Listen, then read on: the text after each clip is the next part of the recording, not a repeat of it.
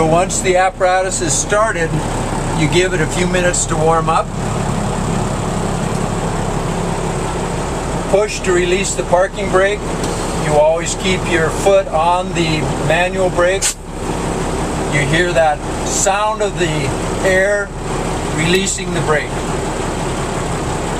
Choose the gear, which is typically drive, and you're good to go.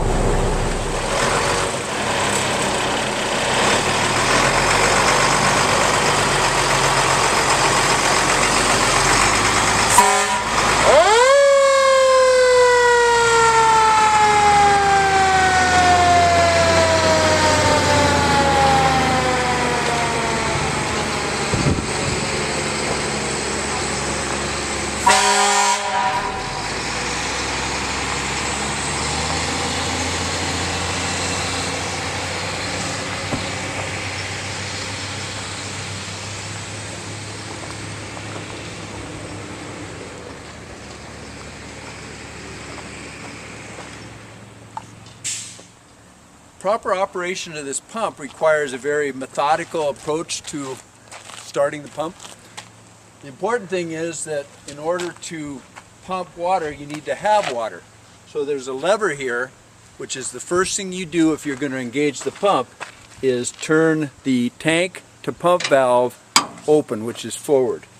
Once that occurs, then your pump's going to have water to operate. When it has water to operate, when the apparatus is running, this is the lever that engages the pump. So you would push this lever down, engage the pump, and then you have your choice of exhaust ports to supply water to hose, or you have the ability to turn the booster line, which is also called the hose reel, which is this lever right here. This is the lever that once we start the apparatus, engage the pump, that's the hose that we're going to turn on to show water. The other levers that are involved in pump operation are the pre-connect number 2 lever, which charges one of the 2 1.5-inch pre-connects. And if you're going to fill the tank with your hydrant pressure, you pull this lever. So this is the pre-connect number 2. Over on this side, you have the jet dump, which is that large diameter in the back that fills the swimming pool. The rear discharge is that large 2.5-inch pre-connect on the back that we need to be careful with. And the third lever on this side is the pre-connect number 1, which is the front pre-connect. Pre-connect number 2 is the rear pre-connect. This particular valve is for supplying hydrant water. Hydrant water comes in here, goes into the pump. Same way with this one here is an intake valve so that water from a hydrant can go into the pump. One of our standard operating procedures to maximize the amount of water that we can put out with this piece of equipment, because it's possible for us to put out 12 1.5-inch nozzles. That's a lot of water. It's anywhere from a minimum of 600 gallons a minute to almost 900 gallons a minute. In order for us to get 900 gallons a minute, we have to have both hydrants supplying water to the pump. We have to have the tank to pump valve open so that the pump gets the maximum amount of water, and we can sustain a approximately 900 gallon a minute attack for approximately 15 minutes. Okay, once the pump is engaged, you've got gauges that keep you informed as to what's going on. You've got a primary gauge which tells you the internal pressure on the pump. That's the amount of pressure that's contained within the pump.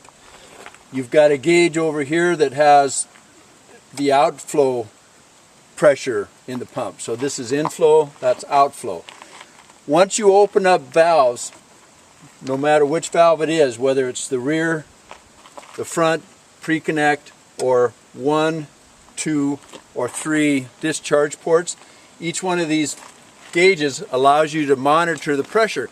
It's important because if you're running the booster line, you can have almost unlimited pressure and it won't have any possibility of hurting somebody because of the volume of water. On the 1.5-inch pre-connects, you need to have no more than about 120 pounds. Ideally it's between 90 and 120 pounds. If you've got the rear discharge, which is that big 2.5-inch line, you need to have 2 people on it and you need to keep it under 100 pounds of pressure. Otherwise you lift them off the ground.